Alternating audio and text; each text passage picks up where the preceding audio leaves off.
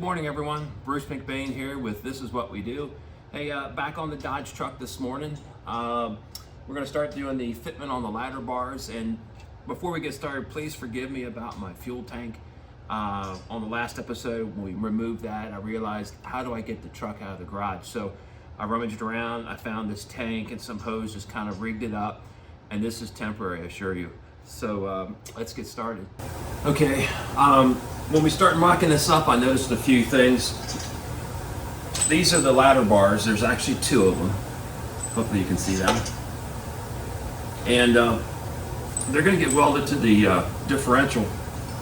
And when I started to fit it up to the rear axle housing, first of all, you want this out next to the frame rail as far as you can, but you need clearance. You don't ever want this bumping the chassis, because this will move as you accelerate and decel. It'll move up and down. So I moved it out about where I want it, and the first thing I noticed, it's hitting this brace. So there's going to be a bar that gets welded inside this frame rail, and it has some tabs hanging down that this bolted end will attach to, but that frame brace is in the way, so we're going to get rid of that. So we're going to try a couple different tools, see which one works better, more efficient, and go from there. So the first thing I got is my whizzer wheel. Some people call that a death wheel. I'd like to leave that part out. And we're going to try cutting off a rivet head, and then once we get the top of the rivet head, which is this, ground down, we're going to come back with an air chisel and try and drive it out. And for safety's sakes, I do have the front wheels blocked, truck's in gear, keys aren't in ignition, it's disabled. Always want to start your project with a little bit of safety. So get our eyeglasses on. Hopefully the air compressor doesn't turn on and make a bunch of noise, but if it does, we'll just have to edit it out. So let's see if it goes.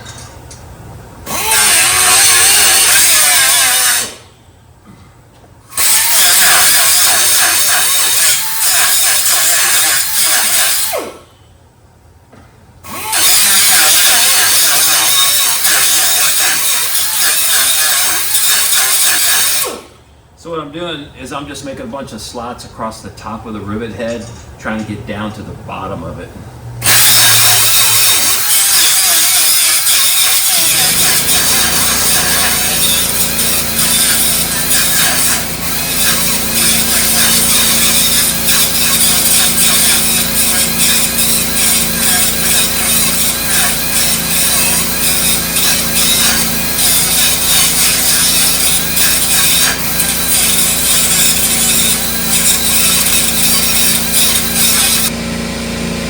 I can tell you right now, that is working, but it's really slow. Let's go to something else.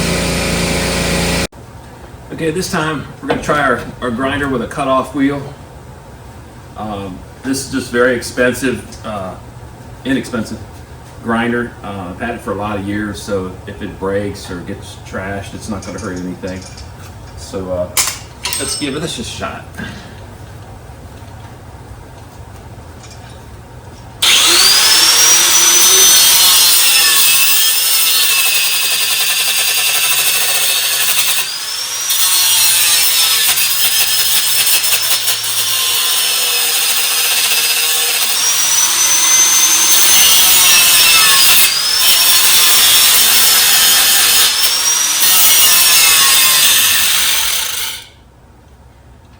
Okay, this is working. It's still not exactly where I want to be. As you can see, it's jumping around and it's kind of a handful.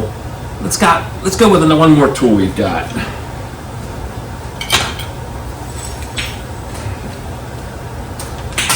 Be right back.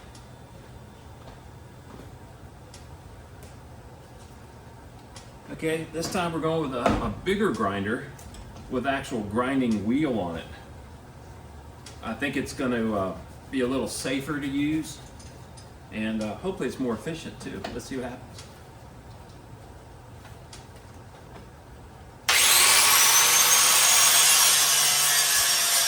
Much better.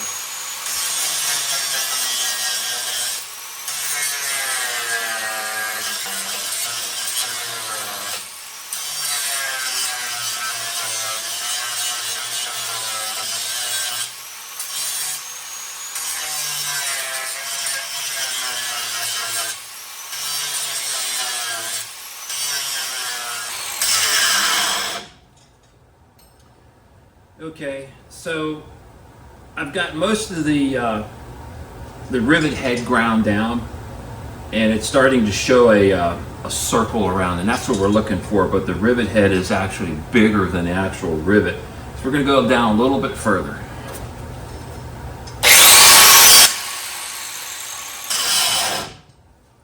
Okay, now we're going to change to another tool.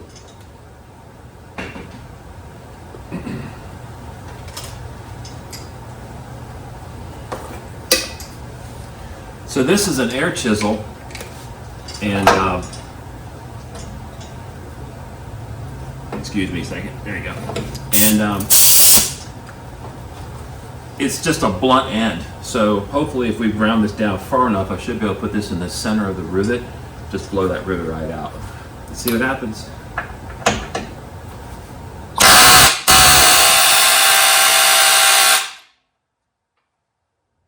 Okay. Not quite enough, got to grind it down some more.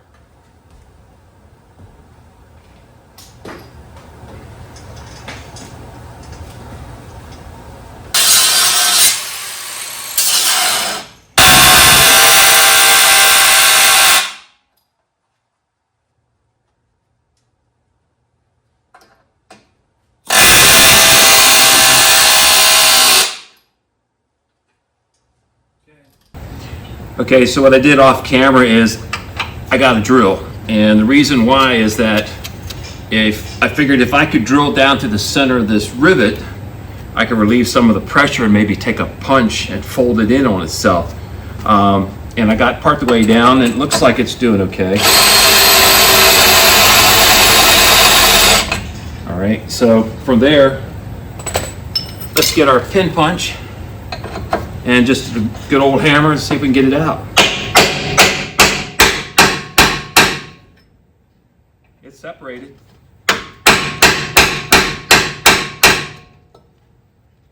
Okay. So it did separate, it didn't drive through. Figuring, 30, 40-year-old worth of rust, we probably could have hit that with a bigger air impact, air chisel. But it did work. So I'm going to go to time lapse and work on these other ones so I don't bore you guys to death. Okay, so we got that one out, and that was quite the process. I used a bunch of different tools, and the reason being is, I used my drill to did that relief hole, knocked it through, it went part the way through, it kind of stuck on me, it didn't come out anywhere near like this one. But this is the rivet. As you can see, it's round here on the bottom, and we drilled clear through it this time. We didn't really want to, but that's what happened. But once I put the pin punch in there and just drove it through, it just popped right out. So in real time, it probably took about 10 or 12 minutes on one rivet. So I'm not going to show you all the other rivet removal. I think you got the gist of things, and I'll do that off camera. And then when I come back, we'll start cleaning up some of the frame rail. There's some loose rust in here. We'll start cleaning all that out and get ready for our crossmember bar that's coming. It's supposed to show up sometime today, so let's see what happens. We're supposed to get some snow out here, so be back to you soon.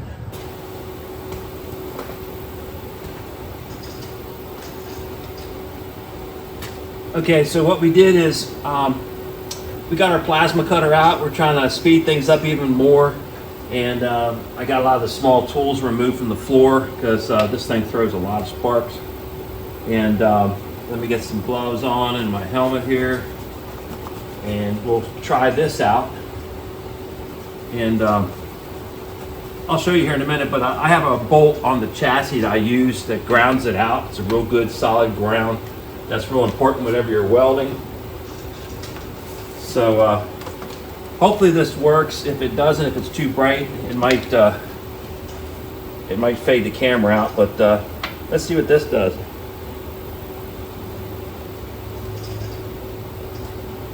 All right, here we go. A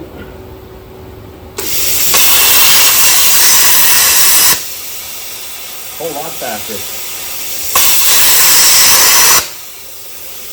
And I can smell the mud daubers cooking. Whew.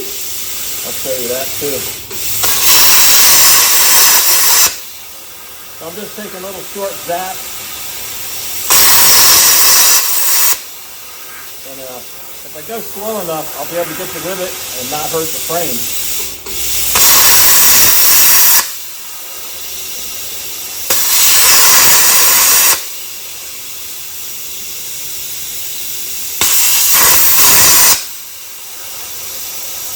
So far it's looking pretty good. I'm just eating the bolt head away. I mean the rivet head.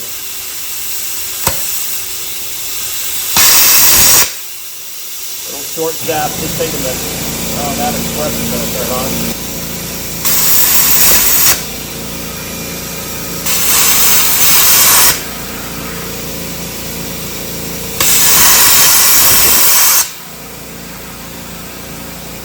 It's always good when you're doing this, stop every once in a while, check your feet, make sure they're not on fire or anything.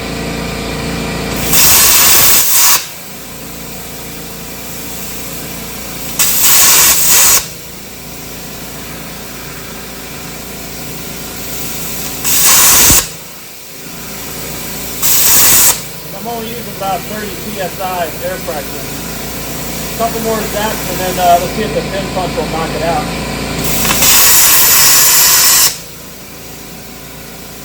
See if I can get one right down through the middle of the rivet. That seems to help.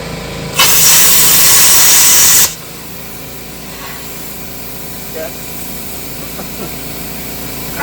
Mud daubers, they don't smell very good. Okay. Enough of that nonsense. Woo, boy. Alright. See if that did anything. At least it's hot. Maybe that'll help us break this thing loose. I don't know.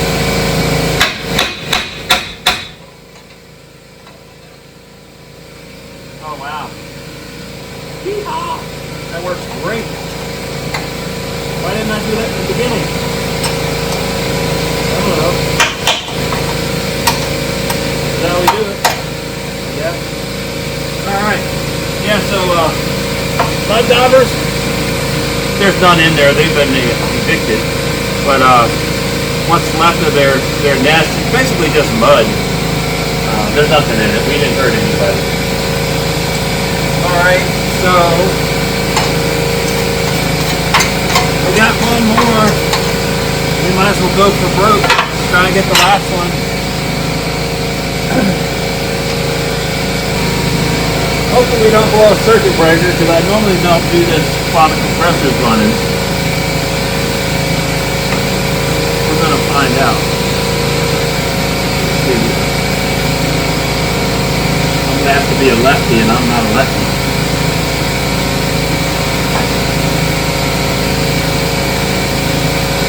Okay.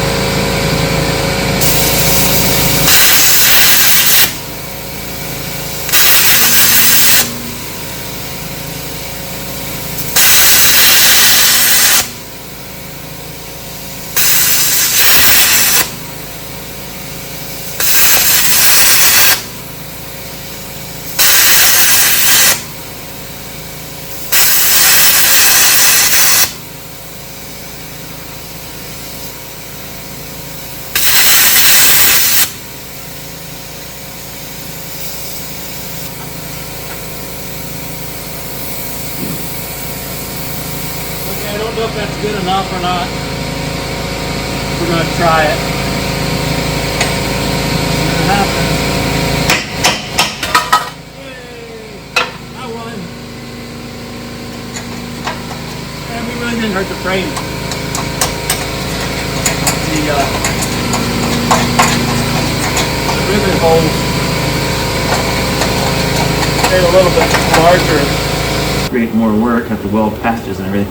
So there we go. I think we found our tool for this job, and that's the plasma cutter. Be right back. Okay, so we got that piece of frame out. That's great.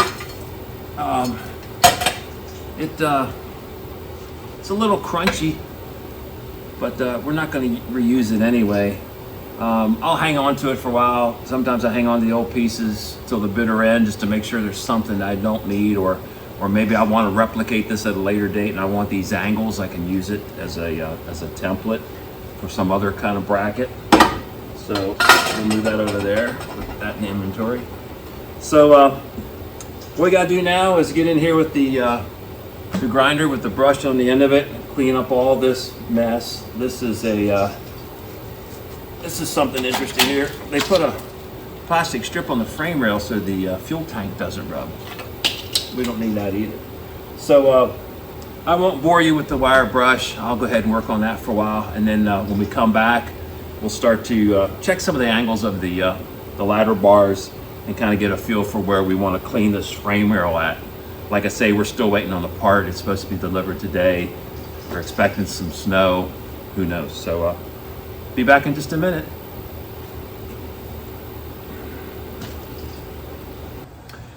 Okay, we're back. We're just going to do a little quick mock-up of the ladder bars, and I brought a little visual aid here. It's just a carpenter square, and hopefully you can see this. I kind of need 3 hands, but let's see what happens. So the rear brace of the ladder bar gets welded to the axle housing roughly in that spot, very roughly. And there's another brace that gets welded inside this frame rail, and off that brace there's brackets that support the end of the ladder bar. It's adjustable. And with the carpenter square, kind of gives you an idea of what's going on here. So the ladder bar will sit below the frame rail, most likely. And as the rear moves, it'll travel in an arc. Well, it travels in an arc back there. Up here, it won't. So what I'm really using the square for is to determine where on the frame I have to clean some metal. And it turns out it's right behind another rivet. And we've gotten really good at grinding out rivets, or using the plasma torch. So we're going to work on that here in just a minute. But as always, just want to say thank you. Please hit like and subscribe if you know, our videos are helping you out with your home projects. And there's one thing to take away from today's video. We started out with a whole pile of tools, and we ended up with very few. And as you're working on projects throughout the years, you'll do the same. And you may not have a plasma cutter, you may just have a grinder. All those tools will work. They're slower. And if you notice in the video, I always start out with the slower tools first and work my way up to the faster tools. That was just to show you different ways of doing things. But as always, thank you very much. We'll see you next time here on This Is What We Do. Take care.